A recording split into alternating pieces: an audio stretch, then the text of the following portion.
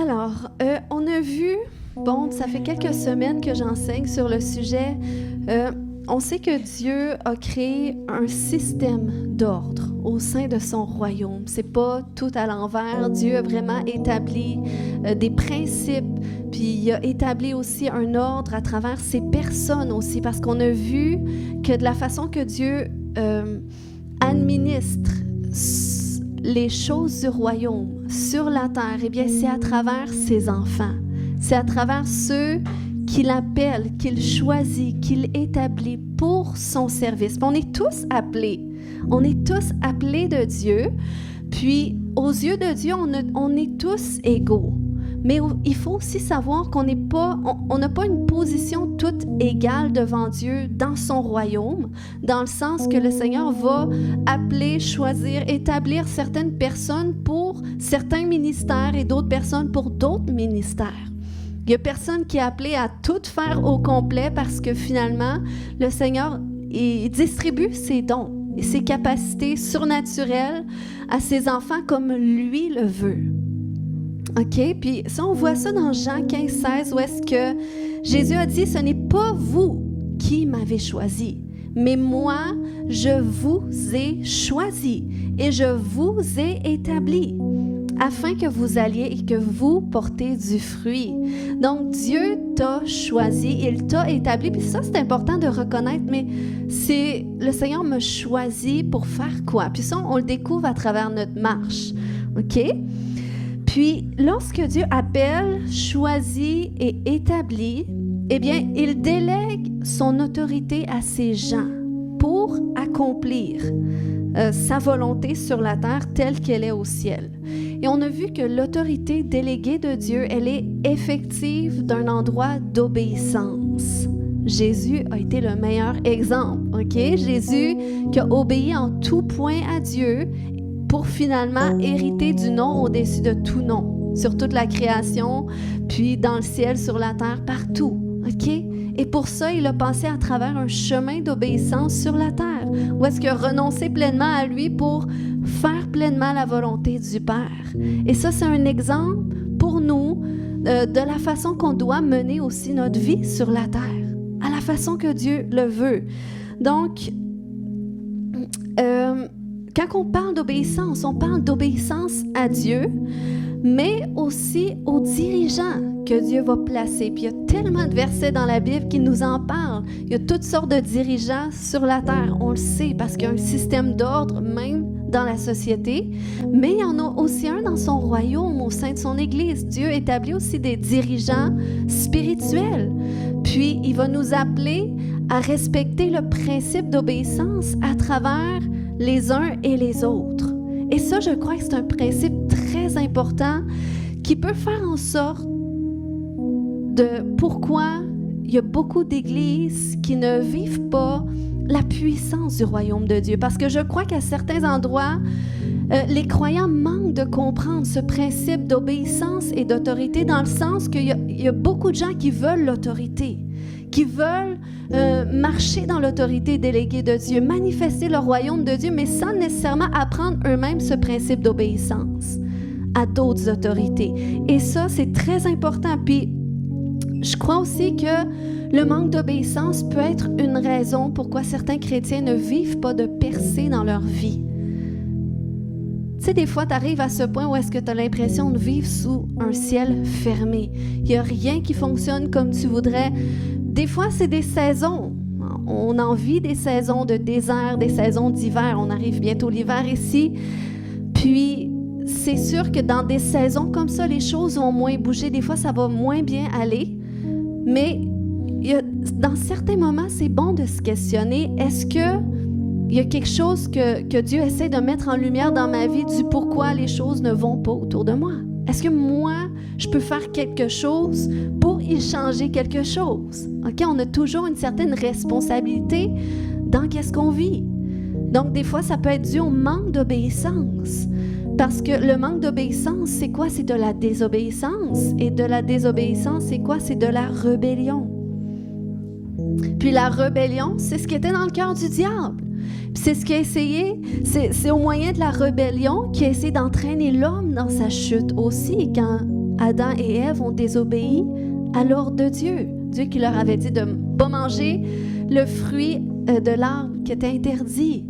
Mais ils ont désobéi, ils ont été rebelles à son ordre à cause de la séduction de l'ennemi.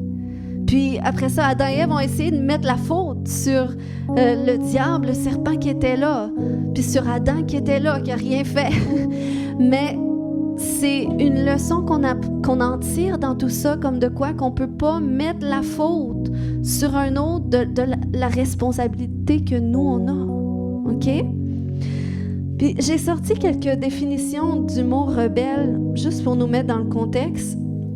Ça veut dire qui est en révolte ouverte contre le gouvernement ou contre une autorité constituée, qui est fortement opposé, hostile à quelque chose, qui refuse de s'y soumettre, qui manque de disposition pour quelque chose, qui se prête difficilement à l'action à laquelle on le soumet. Oh, tu sais, la procrastination, la paresse, on remet toujours à plus tard, on sait qu'on devrait faire certaines choses, on repousse. C'est une forme de rébellion. Ou qui est difficile à guérir, qui ne cède pas au remède. Si tu es dans cet endroit que tu as du mal à cheminer dans ta transformation, moi je peux vous dire, je suis plus la même que quand j'ai connu le Seigneur il y a 12 ans. 13 ans, c'est vrai, cette année. Amen. Mais il y a beaucoup de chemin que j'ai fait. Puis j'en fais encore beaucoup parce que je suis loin d'être rendue, parce que quand je regarde toutes les années, peut-être qu'il me reste encore à vivre, ben c'est toutes d'autres années que le Seigneur va encore travailler mon caractère et tout ça. Donc, on chemine tout le temps. Mais quand tu es à cet endroit, tu as du mal. Tu as du mal à déroger des choses que le Seigneur t'appelle à changer. De qu'est-ce que Dieu voudrait faire dans ta vie. Mais des fois, ça peut être parce que il y a de la rébellion dans ton cœur, mais qui va s'exprimer dans une forme d'endurcissement. Ton cœur est endurci. C'est comme si ton cœur est insensible. Tu manques de disposition. Si tu manques de disposition à qu'est-ce que Dieu voudrait faire à l'intérieur de toi, bien, c'est une forme de rébellion dans le sens que le Seigneur veut venir désamorcer tout ça. Il veut venir à l'intérieur de toi puis il veut changer ton cœur. Amen. Puis quand il le fait donc d'une manière qui est d'une belle manière. OK? C'est pas comme quand quelqu'un essaie de changer une autre personne. OK? Dieu, il vient à l'intérieur de nous. Il connaît parfaitement nos cœurs. Il sait comment s'y prendre. Donc, ce matin, on va continuer de regarder d'autres principes de rébellion. La semaine passée, on a vu l'auto-exaltation, ou la volonté propre, et l'indépendance. C'est des principes de rébellion, OK? Que l'ennemi a imprégné dans la nature de l'homme depuis la chute. Dans le fond, ça fait partie de notre chair. Donc, c'est pour ça que nous, on a un devoir de sonder nos cœurs, de voir est-ce que il y a des forteresses de rébellion comme ça que le Seigneur veut renverser dans ma vie pour que je puisse vraiment marcher en alignement avec lui. Parce que au lieu de l'auto-exaltation, par exemple, le Seigneur nous appelle à cet endroit d'humilité. Au lieu de se penser supérieur, meilleur que tous, le Seigneur nous appelle à marcher humblement. Au lieu d'être à cet endroit de suivre notre volonté propre, eh bien, le Seigneur nous appelle à cet endroit d'obéissance. Seigneur, ça, c'est moi, qu'est-ce que je voudrais, mais toi, qu'est-ce que tu veux? Seigneur, moi, j'aurais tendance à agir comme ça dans cette situation, mais toi, comment tu veux que j'agisse? Puis, au lieu de l'indépendance, le Seigneur nous appelle à cet endroit d'interdépendance de lui. Où est-ce qu'on se confie en lui? Où est-ce qu'on dépend de lui? Quotidiennement. Un autre principe de rébellion, c'est la familiarité à laquelle on doit faire attention. Okay? La familiarité qui pourrait parfois dire, mais pour qui tu te prends? OK? J'avais survolé l'histoire de Aaron et Myriam la dernière fois. Mamie, t'es demandé.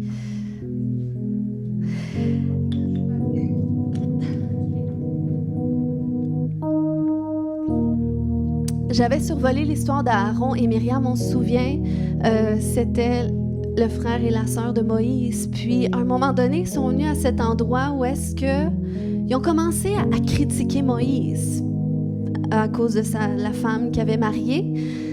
Puis là, ils ont commencé à dire, mais est-ce que c'est juste à Moïse que l'Éternel parle? L'Éternel, il nous parle à nous aussi. Donc, ils ont commencé à mépriser Moïse pour ses choix, puis mépriser Moïse dans sa position en voulant dire, ben, t'as peu, tu sais, le Seigneur nous parle à nous aussi. Tu sais, c'est qui Moïse finalement? Tu sais, pour qui est-ce qu'il se prend Moïse? Tu sais, un petit peu dans ce sens-là. Puis eux, qu'est-ce qu'il y avait de particulier? C'est qu'ils étaient frères et sœurs de Moïse. Donc, c'était facile pour eux de regarder Moïse dans son humanité, avec les yeux naturels, de dire, ben, c'est qui finalement? Tu sais, il se prend pour qui d'être à la tête de tout le monde et de diriger les choses? Nous aussi, on est prophétique. Nous aussi, on a cette capacité d'entendre de Dieu. Fait que finalement, il n'est pas mieux que nous. Mais là, on a vu dans cette histoire-là, finalement, OK, je ne lirai pas ce matin, mais c'est dans Nombre 12. Puis quand ils ont commencé à avoir ces propos-là ensemble, eh bien, Dieu les a entendus. Puis ça nous dit que Moïse, c'était un homme qui était très humble. Donc, probablement que Moïse aurait rien fait si lui l'avait entendu. Mais Dieu, par contre, lui, l'a entendu. C'est venu toucher directement à Dieu. Pourquoi? Parce que en méprisant l'autorité de Moïse sur eux, même si c'était leur frère, eh bien, ils méprisaient l'autorité que Dieu avait ordonnée. Donc, ils méprisaient l'ordre de Dieu. Donc, c'était un péché contre Dieu. C'est pour ça que c'est Dieu qui a réglé ça lui-même. Mais vous voyez, c'est des choses qui reviennent souvent, même dans ce monde. C'est pas... Écoute, je suis certaine que je vous demandais comment est-ce que vos collègues de travail parlent de votre employeur.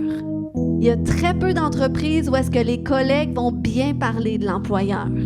C'est très facile de le critiquer, de dire « Mais t'as-tu vu qu'est-ce qu'il a fait? Puis il a encore fait ci, encore fait ça. T'as-tu vu, il s'est acheté telle chose? » Puis, tu sais, de parler comme ça de lui. Donc, c'est du déshonneur. C'est une forme de désobéissance parce que c'est du mépris. OK? Donc, quand ils ont commencé à faire ça contre Moïse, eh bien là, c'est là que Dieu est venu régler les choses. Et Dieu leur a fait comprendre que c'était lui qui avait mis Moïse en place. D'où l'importance d'honorer Moïse s'ils veulent être dans cette position d'honorer Dieu. Parce que honorer Moïse, c'était comme honorer Dieu. C'est comme quand tu choisis d'obéir, de respecter les autorités, par exemple, de la police. Eh bien, c'est le gouvernement que tu respectes. Pourquoi? Parce que les polices, ils travaillent sous l'autorité déléguée du gouvernement. Donc, c'est comme ça que Dieu constitue les choses aussi. C'est pour ça que nous, on doit être en mesure de reconnaître les différentes positions d'autorité sur notre vie. Et ça, c'est dans toutes les sphères de notre vie. Ça part de la maison, ça part du foyer. Quand tu es enfant, qui est en autorité sur ta vie? C'est tes parents. Puis quand tu es à cet endroit que tu t'es marié, femme, c'est pas la maman qui est en autorité sur la vie de couple, mais c'est le mari que Dieu place en position d'autorité. Donc, on doit être à cet endroit de reconnaître les autorités sur notre vie selon leur position, puis aussi reconnaître les autorités selon leurs relations, parce qu'on peut être à cet endroit aussi de créer des relations avec les gens qui sont en autorité sur notre vie. Et lorsqu'on fait ça, il faut faire attention de ne pas tomber dans la familiarité. Moi, je pensais, quand j'étais jeune chrétienne, je pensais que ceux qui servaient Dieu sur des plateformes, des prédicateurs, ceux qui faisaient la louange, je pensais que c'était des gens qui étaient hyper spirituels, qui avaient atteint un certain niveau, puis, tu sais, il y avait un certain honneur pour ça, oui, mais je pensais pas, tu sais, qu'ils étaient humains comme tout le monde. Je pensais qu'ils étaient à un niveau plus élevé. Mais non, tu sais, parce que Dieu, il nous départit pas de notre humanité. OK? Le but de la vie avec Jésus, c'est d'apprendre à amener notre humanité en alignement avec notre spiritualité, avec l'Esprit de Dieu en nous. Puis on apprend à amener notre volonté en soumission à celle de Dieu. Puis c'est comme ça qu'on marche dans les voies de Dieu. Mais ça ne change pas qu'on est humain et qu'on a une pensée qui est humaine, qu'on a des désirs qui sont humains, qui ne sont pas tous mauvais non plus. Parce que Dieu nous laisse sur la terre aussi, puis il veut faire de nous ses représentants, même si on n'est pas encore arrivé au but, même si on n'est pas parfait. Mais ça, c'est un travail continu. Amen. Donc, par rapport à l'honneur aux autorités, je parlais, il y a l'autorité à honorer pour les positions, puis il y a l'autorité à honorer pour les relations aussi. Parce que l'honneur, finalement, c'est un principe qu'on est appelé à observer les uns pour les autres. C'est pas juste pour les dirigeants, mais c'est les uns envers les autres. Philippiens 2, 3 à 5 nous dit « Ne faites donc rien par esprit de rivalité ou par un vain désir de vous mettre en avant. Au contraire, par humilité, considérez les autres comme plus importants que vous-même et que chacun regarde non ses propres qualités, mais celles des autres. Tendez à vivre ainsi entre vous, car c'est ce qui convient quand on est unis à Jésus. » Donc, imaginez si on observe juste ce passage-là. On ne marchera pas dans l'auto-exaltation, on ne marchera pas dans l'indépendance parce qu'on va voir que, j'ai besoin de mon frère, ma soeur, j'ai besoin de mes collègues de travail, j'ai besoin des autres autour de moi qui peuvent amener une autre perspective à la mienne. OK? Puis, lorsqu'on est à cet endroit où est-ce qu'on établit des relations avec des autorités, eh bien, on doit faire attention de ne pas tomber dans ce péché de familiarité. Parce qu'on est amis avec eux, parce qu'on les voit dans leur humanité, ben, ça peut nous mettre à cet endroit de les regarder avec des yeux naturels. Donc, quand, par exemple, ils voudraient donner des directions, donner des conseils, eh bien là, cet honneur-là n'est plus là parce qu'on est trop familier. On doit faire attention à ça. Juste, mes fils, c'est quelque chose que je dois leur enseigner parce qu'ils aiment beaucoup leur chauffeur d'autobus. Puis à un moment donné, j'ai le directeur qui m'appelle pour me dire « Les garçons, ils ont dépassé les bornes dans l'autobus, ils n'ont pas écouté le chauffeur, tout ça. » Puis je me suis demandé « Mais comment est-ce qu'ils ont pu faire ça au chauffeur? Il est super gentil avec eux, puis tout ça. » C'est la familiarité. Parce que je me suis dit, les enfants font la même chose avec nous. Fait que si le chauffeur est gentil avec eux, ils se sentent en confiance, ben ils peuvent tomber à cet endroit-là on peut lui manquer de respect. Mais non, tu sais, c'est quelque chose. Puis nous aussi, on doit se le rappeler que non, tu sais, même si je m'entends super bien avec mon employeur, même si on a la même âge, mon employeur est plus jeune que moi, ça peut arriver que je suis plus jeune que beaucoup de gens ici, mais tu dois être à cet endroit-là que je l'honore pas pour son âge ou pour si c'est un homme ou une femme ou peu importe, mais je l'honore parce que c'est Dieu qui l'a établi. Je reconnais que c'est Dieu, c'est son ordre, donc point. Je fais confiance. Amen. Il y a un autre exemple dans la parole où est-ce que Dieu a dû reprendre justement un certain comportement dû à la familiarité, et c'est l'histoire de Coré, Dathan et Abiram. Donc, c'était des hommes de Dieu, des hommes qui servaient Dieu. Ça nous dit que Coré, c'était un lévite. Ça veut dire qu'il venait de la famille de Lévi. Puis, il y avait une fonction spéciale pour le service de Dieu. C'était eux qui faisaient le service. C'était une tribu de sacrificateurs, de gens qui adoraient Dieu dans le temple. Donc, il y avait une position super importante. Tandis que Dathan et Abiram, ceux-là, c'était des dirigeants. Mais à un moment donné, ils se sont soulevés contre Moïse. On voit ça dans Nombre 16, puis c'est juste pour vous montrer comment c'est un comportement humain de chercher à faire ça. Mais nous, on doit désapprendre à vivre comme ça, OK? Ça dit qu'ils se soulevèrent contre Moïse avec 250. Donc, vous voyez l'influence qu'il y avait. 250 autres Israélites, des chefs de la communauté, des membres du conseil, des hommes considérés. Donc, c'était même des hommes qui avaient des responsabilités, des gens que Moïse avait confiance. Ils s'attroupèrent autour de Moïse et d'Aaron et leur lancèrent « C'en est assez ». C'est la communauté tout entière qui est sainte et l'Éternel est au milieu de nous tous. De quel droit vous mettez-vous au-dessus de la communauté de l'Éternel? Donc, vous voyez, c'est comme à cause de cet orgueil-là qui est monté dans leur cœur en voulant dire, mais t'as peur, vous êtes pas mieux que tout le monde. Tout le monde ici est saint, donc voilà comment on devrait diriger les choses maintenant. Donc, ils se sont mis dans cette position-là, mais qu'est-ce qu'ils ne savaient pas? C'est que ce n'était pas contre Moïse qu'ils s'en prenaient, mais c'était contre l'ordre de Dieu. C'est juste pour vous montrer comment est-ce que Dieu est sérieux quand il établit des choses qui font pas de sens humainement, OK? Puis là, même Moïse, il était découragé. Il leur dit dans Nombre 16 au verset 9, « Ne vous suffit-il pas d'avoir été mis à part du reste de la communauté d'Israël par le Dieu d'Israël qui vous permet de l'approcher pour faire le service du tabernacle de l'Éternel et pour vous tenir devant la communauté en accomplissant un ministère en sa faveur. » Donc, il est en train de dire, mais ça ne vous suffit pas. Dieu vous a donné cette position-là, puis vous en demandez encore. Tu sais, des Lévites, des sacrificateurs aujourd'hui, en bon terme d'aujourd'hui, on pourrait dire, qui étaient dans le service pastoral puis de louange. Puis on commençait à se dire, mais t'as peu, pourquoi ça serait ces dirigeants-là? Nous aussi, on est saints, puis vous aussi, vous êtes saints, donc on n'a pas nécessairement besoin d'eux. Mais la Bible nous montre comment est-ce qu'ils ont été jugés sévèrement à cause de leurs propos, à un tel point que la terre s'est ouverte et les a engloutis. OK?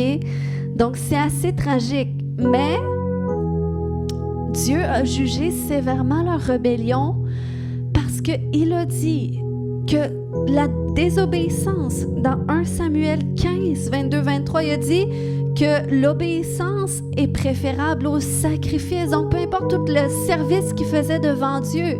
Des fois, on est à cet endroit où est-ce qu'on dit, mais je fais qu'est-ce que je dois faire, je fais des bonnes œuvres pour Dieu, puis tout ça. Puis des fois, on peut se mettre dans une position où est-ce qu'on va s'exalter avec tout ce qu'on accomplit. Mais Dieu, il dit, c'est bien les sacrifices, c'est bien ces choses-là.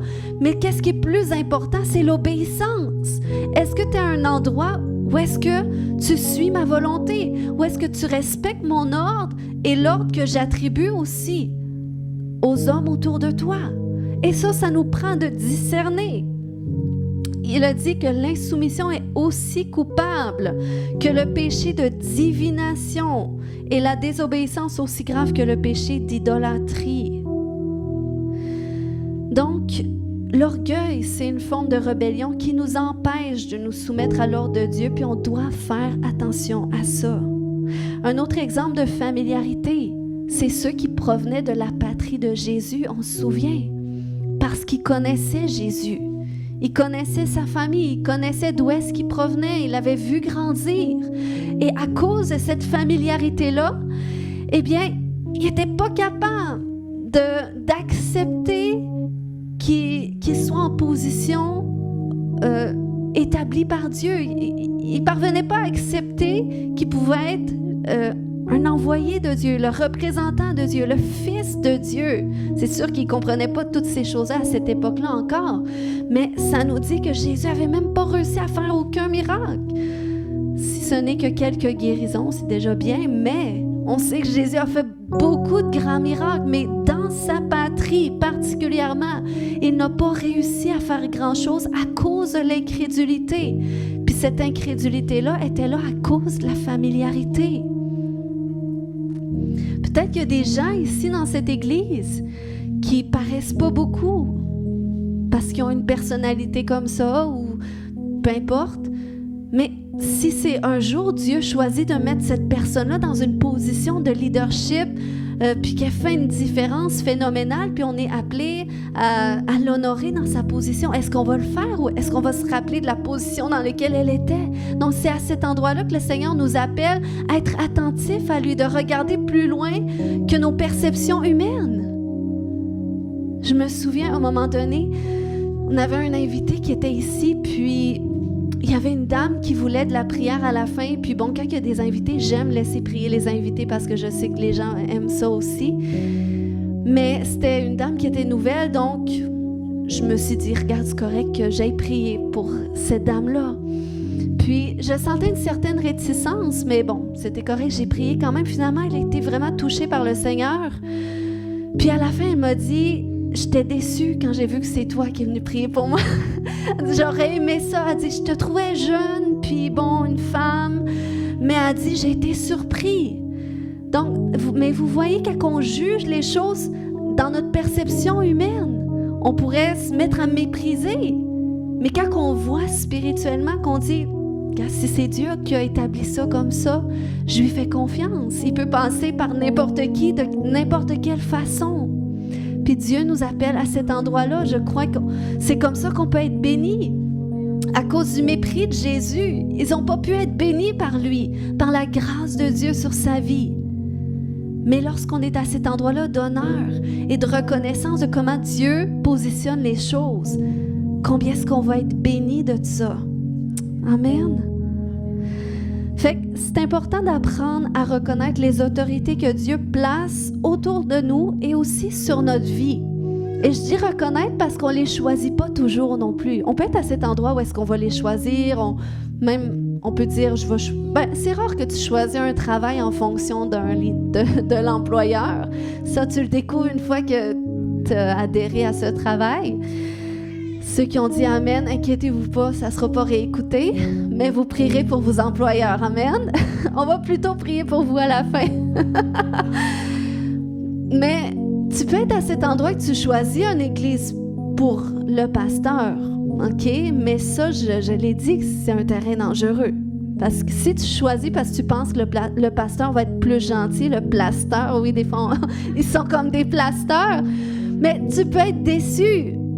Parce que le pasteur, il est humain aussi, il n'est pas parfait. Puis il ne fera pas nécessairement tout ce que tu aimerais qu'il fasse. Donc, c'est pour ça que tu dois aller à un endroit parce que tu sens que Dieu t'appelle là, qui est en rapport avec la vision et tout ce qui vient avec. OK? Puis c'est très important. Parce qu'il ne faut pas non plus que tu choisisses un pasteur parce que tu te dis... Il va me dire tout ce que je veux entendre. Des fois, c'est arrivé qu'il y a des gens qui ont choisi notre église parce qu'ils ont analysé le tout. Ils ont dit, c'est une petite église, c'est une femme, elle est jeune, je vais pouvoir m'intégrer facilement. Et je vais pouvoir lui montrer comment faire parce que j'ai de l'expérience. Mais ces gens-là, souvent, ils ne peuvent pas rester quand ils ont ce cœur-là parce qu'ils ne sont pas capables de se soumettre à l'ordre de Dieu. C'est l'ordre de Dieu, c'est la façon que Dieu établit les choses. Puis quand on peut reconnaître ça, bien, il y a une bénédiction qui vient avec. On se met en position où est-ce qu'on reçoit. La Bible nous dit que lorsque des frères sont réunis ensemble, qu'il y a une huile qui vient, qui coule de la tête jusqu'en bas de la barbe et sur tout le corps. Puis ça nous parle d'Aaron. Mais c'est une image aussi pour montrer que quand le corps est coordonné, que chacun est dans sa position, on ne cherche pas les pieds, ne cherche pas à être sur le dessus de la tête, les doigts aussi. Non, le corps est bien positionné. C'est comme ça que l'huile de Dieu descend, son onction, et tout le monde en bénéficie dans sa position. Amen. Et c'est là qu'on peut avancer aussi. Donc, il faut savoir aussi que c'est facile d'honorer puis d'obéir quand qu'est-ce qu'on te demande, ça s'aligne avec ta volonté. Mais pour savoir si tu as un cœur qui est obéissant, demande-toi, quand on te dit quelque chose qui ne te tente pas, ou même qu'on te reprend, c'est quoi l'attitude dans ton cœur?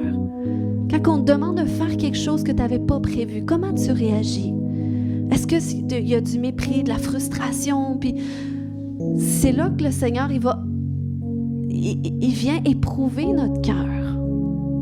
Il vient par des circonstances comme ça. La soumission, l'obéissance, c'est quelque chose qui s'apprend. Moi, je peux vous dire que je l'ai appris parce qu'on est quand même un campus d'une autre église, puis je suis redevable. Puis combien de fois c'est arrivé que j'avais des demandes, des idées, moi je trouvais donc que ça faisait du sens. Ou des fois j'ai pris des décisions sans en parler, puis on m'est revenu par en arrière. Pourquoi t'as fait ça? Et ça, c'est pas le fun de se faire dire ça, de se faire reprendre, de se faire dire nous, on n'aurait pas fait ça comme ça, la prochaine fois, fais pas ça comme ça, ou parle-nous-en. C'est arrivé souvent. Mais ça m'a appris l'obéissance. Ça m'a appris à marcher sur l'orgueil. Il faut que le Seigneur nous mette dans des positions qui exposent des fois notre orgueil, qu'on ne se rend pas compte, mais des fois on prend des décisions, puis on n'en parle pas nécessairement à ceux à qui on est redevable. Puis ça, c'est important. Puis le Seigneur a travaillé mon cœur comme ça. Ou c'est comme quand que les pasteurs m'ont demandé un jour, parce que vous savez, ceux qu'on il n'y a pas tout le monde qui est au courant, mais un jour, on avait un couple extraordinaire dans ce lieu. C'est mon frère.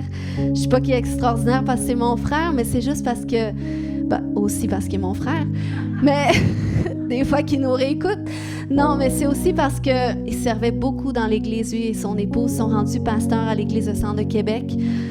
Puis je pouvais dire que c'était des bras droits, là. Il y avait beaucoup de responsabilités, puis ça fonctionnait bien. Ceux qui les connaissent les aimaient beaucoup aussi. Amen. Mais un jour, les pasteurs, ils m'ont demandé si je pourrais les relâcher pour l'Église de Québec. Et ça, c'était dur pour moi. Dans ma volonté, c'est sûr que c'était un gros non. Non, je vais les garder parce qu'ils aident beaucoup à l'Église, j'en ai besoin. Surtout qu'on était moins aussi à cette époque-là, donc il était vraiment très utile.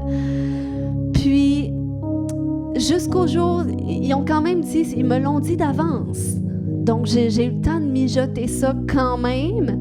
Dans ma tête, c'était non. Je leur avais dit, écoute, on va mettre ça en prière. Si c'est vraiment qu'est-ce que Dieu veut, ça sera correct. Mais j'étais réticente jusqu'au jour où est-ce que... Puis même mon mari disait, même avant que les pasteurs m'en parlent, il me le disait, je suis sûre qu'ils vont nous les demander. Puis un peu plus, je disais, arrière de moi. Je disais non, ils les demanderont pas. J'ai dit, puis en tout cas, c'était difficile pour moi. Mais à un moment donné, j'ai vraiment senti dans la prière que Dieu disait, relâche-les, c'est ma volonté. Et là, je pleurais devant Dieu. Je disais, non, Seigneur, qu'est-ce que je vais faire? Puis j'ai dit, OK, ben Seigneur, si tu dis que c'est ta volonté, c'est correct, je vais obéir, je vais me soumettre. Et 2 semaines après, les pasteurs nous contactent, disent, on aimerait ça vous parler. Et là, je savais donc. Après ça, ils nous rencontrent, disent, est-ce que vous vous doutez pourquoi? J'ai dit oui. Oui, puis la réponse, c'est oui. Donc, c'était pour ça, demander si on les relâcherait. Puis j'ai accepté. On a accepté, puis c'était difficile. Puis je repensais à ça cette semaine. Puis je me disais, si j'avais refusé associé à ma volonté, eh bien, non seulement j'aurais empêché qu'il soit une bénédiction pour relever une église, mais en plus de ça, ils sont tous en train de relever des gens. Actuellement, ils ont entrepris un projet au niveau des sans-abri à Québec. Donc, ils sont tous en train de relever une communauté de gens qui sont en dehors de la société. Et je me disais, wow, tu sais, c'était beaucoup plus qu'une décision humaine de dire c'est mes pasteurs qui demandent de relâcher Nathalie et Valérie. Non, c'était vraiment Dieu qui avait des projets. Donc, c'était pas juste, ça n'aurait pas été juste une désobéissance à des hommes, mais une désobéissance à l'ordre de Dieu. Donc, c'est pour ça qu'il faut faire confiance. Des fois, on ne comprend pas toujours la raison du pourquoi même on se fait demander des choses. Des fois, on ne le sent pas toujours. Mais Dieu nous appelle à cet endroit de confiance parce que l'obéissance, je l'ai dit dans un enseignement, ça provient d'un endroit de confiance et d'amour. Puis des fois, tu dois apprendre à faire confiance en Dieu à travers l'autorité qu'il a mis en place. Puis confiance que qu'est-ce qui est demandé ou qu'est-ce qui est apporté ou la direction.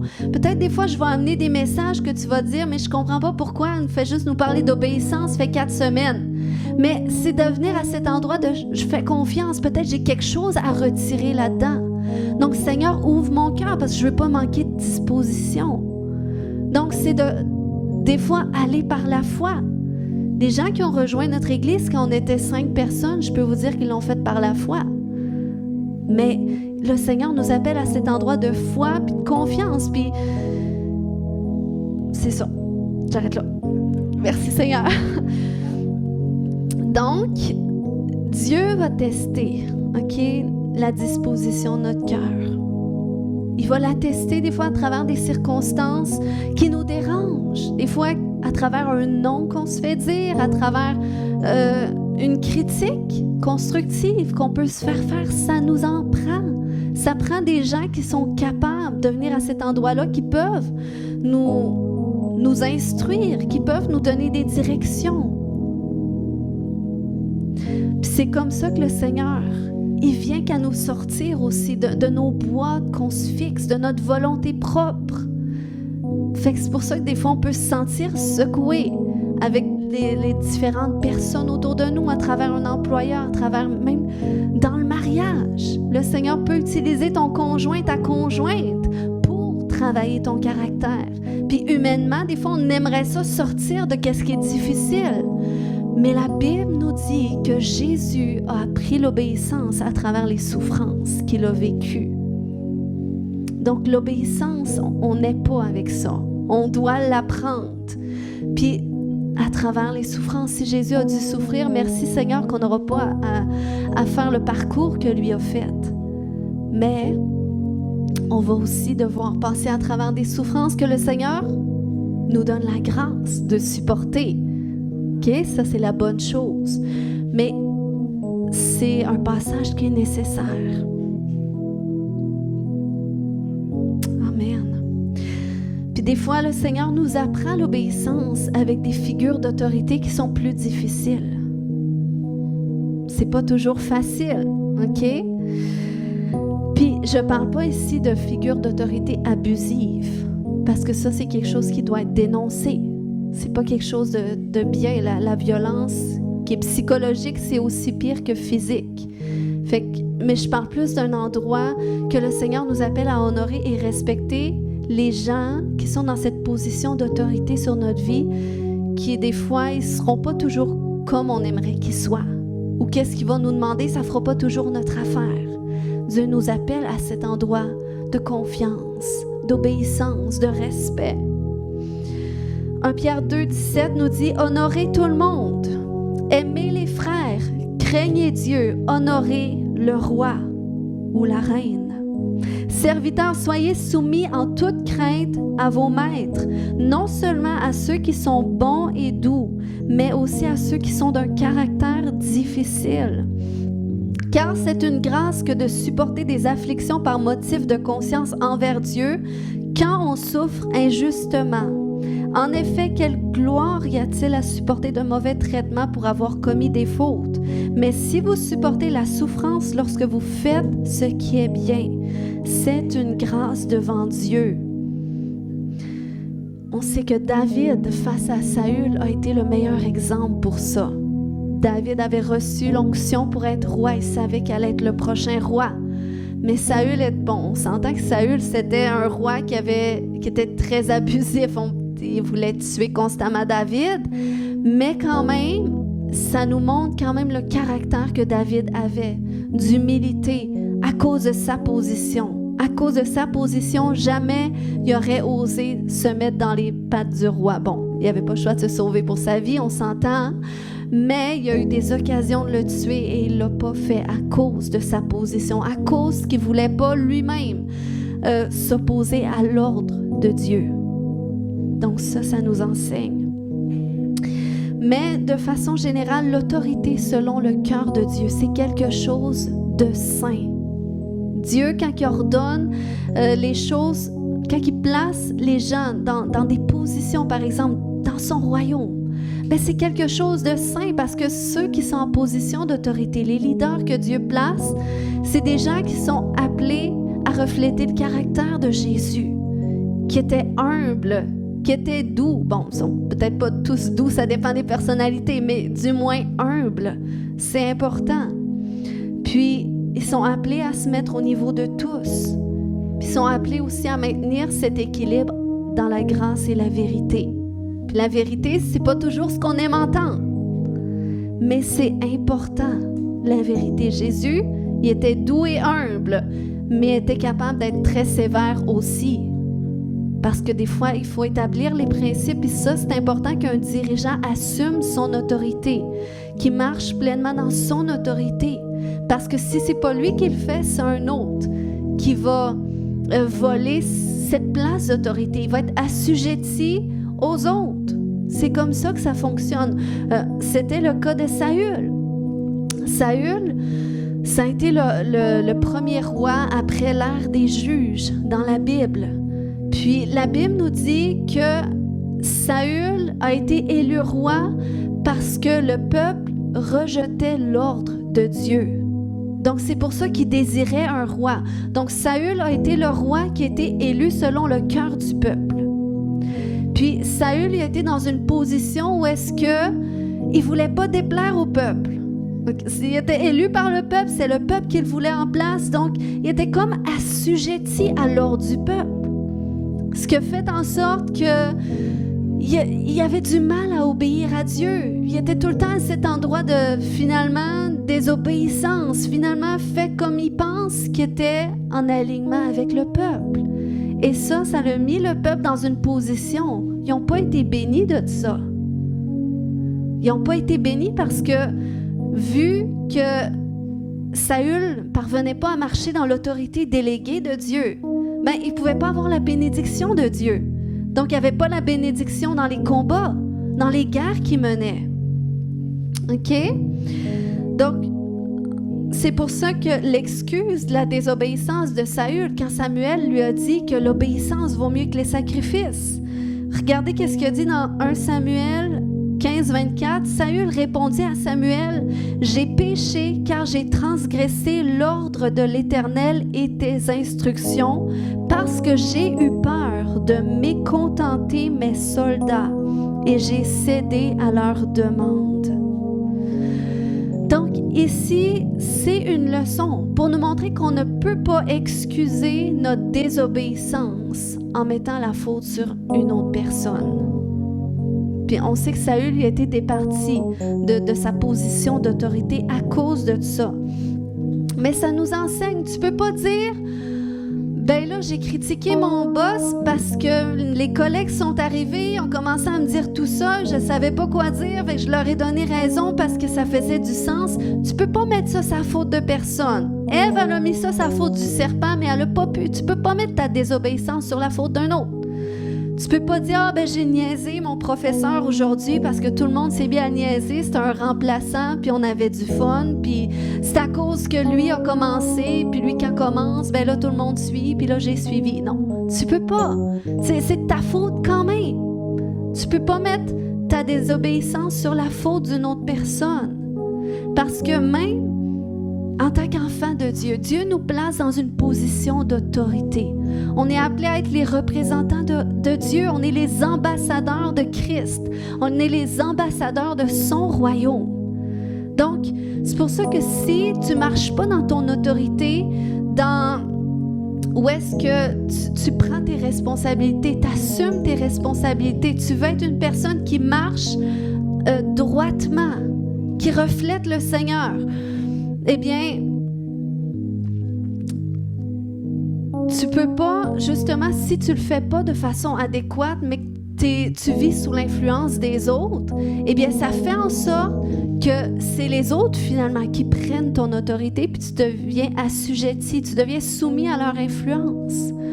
Mais ça, tu peux pas mettre la faute sur eux, parce que c'est ta responsabilité de marcher dans les voies de Dieu. C'est pour ça que d'être à cet endroit, mais Seigneur, qu'est-ce que tu veux faire dans ma vie? Qu'est-ce que tu m'appelles à faire? Y a-t-il des choses que tu m'appelles à me détourner? Peut-être qu'il y a des choses que je fais qui déplaient à Dieu. Mais je ne serai jamais excusée devant Dieu en disant, ben je faisais qu'est-ce que tout le monde faisait, c'était correct. Non. Qu'est-ce qui est correct pour Dieu, c'est ce qui compte. Puis ça, tu le vois dans sa parole, puis tu le sais quand à travers ta communion avec lui, il met la conviction dans ton cœur. Puis si tu n'en as pas de conviction, c'est que tu manques de disposition. Donc, à quelque part, tu es éloigné de Dieu. Puis le Seigneur t'appelle à te rapprocher de lui. Amen. Donc, en conclusion ce matin, l'autorité est effective dans nos vies d'un endroit d'obéissance à Dieu et aussi d'honneur envers les figures d'autorité qu'il dispose sur notre vie. Puis quand tu choisis d'honorer Dieu, laisse-moi te dire que tu vas être béni. Puis quand tu choisis d'honorer les dirigeants, quels que soient les dirigeants que Dieu place, que ce soit dans la société, que ce soit spirituel, tu vas attirer la faveur de Dieu sur toi. Tu vas attirer la faveur des dirigeants. Si tu veux être béni là où est-ce que tu travailles, honore. Et je ne te parle pas de venir à cet endroit de flatterie, OK? La flatterie, c'est pas de l'honneur. C'est pas être à cet endroit de mettre des gens sur des piédestals. Mais l'honneur, c'est ça va paraître à travers la disposition de ton cœur, à travers ton travail que tu fais, quand tu fais bien les choses dans l'excellence, quand tu es respectueux. C'est des choses qui vont paraître puis qui se ressentent. Amen. Puis, comme cet exemple, quand on a relâché Nathalie et Valérie, même si c'était difficile, eh bien, le fait qu'on a obéi à Dieu en disant oui, même si c'était un sacrifice, c'était souffrant, mais Dieu nous a bénis au-delà. Donc, on a été plus bénis de dire oui. Puis c'est toujours comme ça avec Dieu. On finit toujours plus bénis de dire oui à Dieu malgré les souffrances. Puis lui, il nous donne au-delà. Amen. Puis il va tester notre cœur, il va tester les dispositions de notre cœur. Donc, Dieu est tellement bon. Alors ce matin, on va prier. J'ai à cœur de prier pour la guérison des blessures par rapport aux figures d'autorité, parce qu'on a tous vécu d'une façon ou d'une autre avec des figures d'autorité qui sont plus difficiles, parfois souffrantes, parfois abusives, des fois dans le foyer familial. Puis c'est important qu'on soit à cet endroit-là où est-ce qu'on vient chercher la guérison que Dieu veut nous donner. Parce que l'obéissance à l'autorité, ça vient d'un endroit de confiance. Mais tu ne peux pas faire confiance si tu es à cet endroit de méfiance. Si tu es à cet endroit où est-ce que tu essaies de te protéger. Parce que si tu es là, c'est que tu marches dans la peur. Puis si tu marches dans la peur, au lieu de marcher dans l'autorité, tu risques de marcher dans le contrôle. Parce que justement, tu te protèges. Mais le Seigneur veut venir enlever ces barrières de protection pour que lui-même t'aide éventuellement quand même à mettre des limites, parce que c'est important, il faut apprendre à vivre des limites. Je dis pas on obéit puis on fait, tu sais, je veux dire, le Seigneur nous donne un jugement. Puis on doit apprendre à mettre notre jugement en alignement avec Dieu, de comprendre, OK, c'est correct, Seigneur, je fais telle chose, mais c'est sûr. Bon, le Seigneur nous donne le discernement. Si ce n'est pas une autorité abusive et dangereuse, normalement, tu es en sécurité. Donc, tu fais confiance à Dieu. Peu importe, puis tu essaies de marcher dans l'honneur. Alors, on va se lever tout le monde ensemble, puis on va rentrer dans un moment de prière. Amen. Kaya shoro komaya shonte.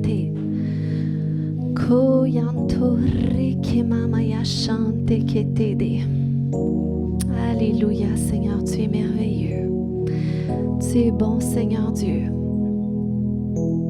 Père éternel tout-puissant, je te remercie, Seigneur, parce que tu nous amènes, Seigneur, à cet endroit de transformation, de renouvellement, de guérison, de liberté intérieure, Seigneur. Tu nous amènes, Seigneur, à cet endroit où est-ce qu'on va te représenter de plus en plus.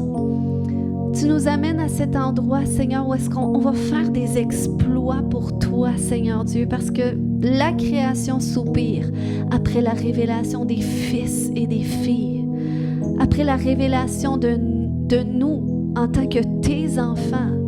Mais nous, Seigneur, on est appelés aussi à être révélés à travers des comportements qui vont te glorifier. On peut mettre notre main sur notre cœur, on peut ouvrir la porte. Alléluia. Koramaya Shanta. Mettez votre main sur votre cœur ce matin. Puis on va prier pour la guérison des blessures par rapport à toute figure d'autorité. Alléluia. Seigneur, viens rencontrer chaque personne à travers ces blessures, Seigneur, qui ont peut-être endurci leur cœur, qui les ont amenés justement à être dans la méfiance, ou parfois peut-être être dans la défensive, ou le manque d'honneur ou d'obéissance. Puis ce matin, Seigneur, on veut se repentir pour ça. Si tu dois te repentir à Dieu pour des comportements, peut-être tu es à cet endroit que tu tombes vite familier, ou tu regardes vite avec tes yeux naturels pour essayer de voir qu'est-ce qui cloche, ou tu as le jugement facile. Mais le Seigneur veut que tu puisses te repentir sincèrement de tout ça, parce que c'est pas toujours du discernement. le jugement ou la perspicacité. Seigneur, on se repent pour toute forme de jugement, toute forme de critique envers nos autorités, envers les différentes figures d'autorité. On se repent, Seigneur Dieu, pour tous nos péchés, notre manque d'obéissance, notre désobéissance, notre insoumission, notre manque de disposition aussi, Seigneur. On se repent pour tous nos péchés associés aux autorités. On se repent pour tous nos péchés associés à la rébellion. On se repent pour l'indépendance. On se repent pour l'auto-exaltation, l'orgueil. On se repent, Seigneur, parce que lorsqu'on est à cet endroit où est-ce qu'on parle des faiblesses des autres, c'est comme si on se met en position supérieure et on se repent, Seigneur Dieu, pour tous ces comportements. On se repent, Seigneur Dieu, pour toutes nos fautes. Au nom de Jésus. Et Seigneur, on renonce à porter ces blessures par rapport à des figures d'autorité malsaines dans nos vies, là où est-ce qu'on a fait confiance à des gens. Et il y a des gens peut-être qui ont usé de leur position d'autorité pour nous faire des choses à l'encontre de notre volonté, Seigneur, des choses qui étaient mal, Seigneur Dieu. Et on se repent, Seigneur Dieu. On se repent et on leur pardonne. Si tu dois pardonner à des gens ce matin, dire je pardonne à telle personne pour avoir exercé son autorité d'une façon qui était malsaine envers moi. Je le pardonne pour... Alléluia, oui Seigneur Dieu. On veut pardonner. Continue de pardonner ce matin. Puis si tu dois te pardonner, je me pardonne d'avoir fait confiance. Je me pardonne d'avoir donné ma confiance sans faire attention. Je me pardonne d'avoir été dans des alignements où est-ce que j'ai peut-être été abusée psychologiquement, moralement. Je me pardonne pour mon manque de discernement.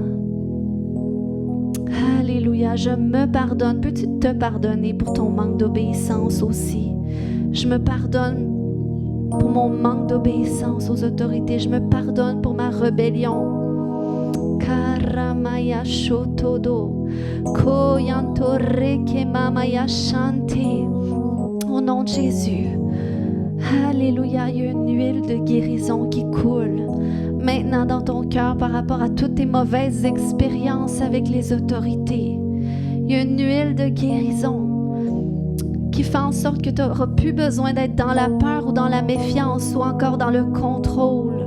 Dans le nom de Jésus, la peur des autorités maintenant s'en va. Au nom puissant de Jésus, la rébellion maintenant te quitte. Au nom de Jésus. Alléluia, je déclare que tu vas trouver à nouveau la sécurité dans les figures d'autorité, dans la confiance, dans les figures d'autorité que Dieu place sur ta vie. Parce que tu trouves la confiance, ta confiance en Dieu qui te donne aussi confiance en toi. Au nom de Jésus. Merci pour la restauration que tu fais dans les cœurs. Au nom de Jésus. Et Seigneur, je déclare que chaque personne se remet dans cette position d'honneur. D'honneur envers toute figure d'autorité, que ce soit le mari dans la maison, que ce soit, Seigneur Dieu, au travail, que ce soit à l'école, que ce soit à l'église, peut-être même dans les départements de l'église, là où est-ce que tu mets des gens dans des positions de leadership. Tu nous appelles aussi à les honorer, parce que, Seigneur, c'est toi qui disposes l'ordre. Donc, Seigneur, on déclare qu'on se met dans une position d'honneur. Quelles que soient les autorités, où est-ce que toi, tu les as établies. Ce n'est pas nous qui les choisissons nécessairement, mais on choisit de te faire confiance. Parce que tu nous appelles aussi à être des leaders, à être des dirigeants, à être tes représentants. Tu nous appelles à fonctionner sous ton ordre. Au nom de Jésus, et nous, dans la mesure qu'on est capable d'être ordonnés avec les gens au-dessus de nous, eh bien, on va être capable aussi de déverser cette capacité aux gens qui sont autour de nous ou en dessous de nous à être bien alignés, aussi pour être bénis. Alléluia.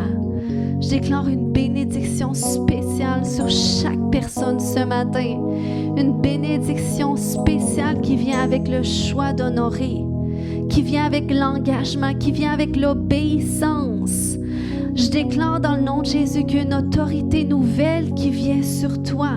Cette autorité, lorsque tu te mets à prier, alléluia, cette autorité qui te fait voir les choses arriver en alignement avec tes prières, cette autorité qui fait en sorte que tu es plein de confiance, que tu es plein d'assurance, cette autorité qui fait en sorte que tu es plein de foi.